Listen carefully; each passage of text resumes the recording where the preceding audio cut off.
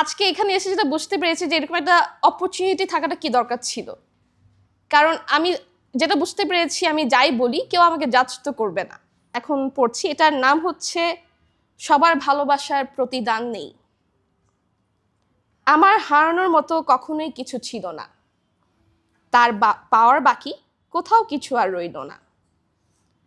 আমার কথা নদীর মতোই বইত, তবে সে কেবলই মাঝে মাঝেই কথা কইত।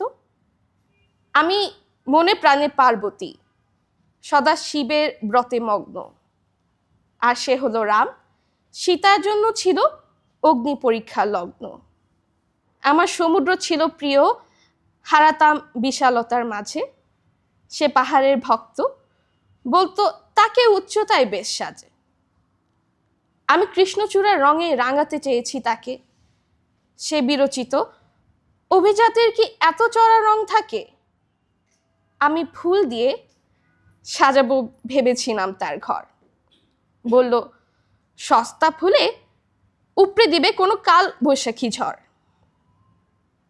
সস্তা সে ফুল ছিল না, বোধহয় ছিলাম শুধু আমি, তাই তার জগতে আর কিছু নয়, তাকেই জেনেছি দামি।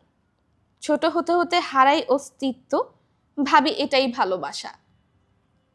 লক্ষ্যমূল্যের অর্থ চাইনি, শুধু সম্মানটাই ছিল আশা।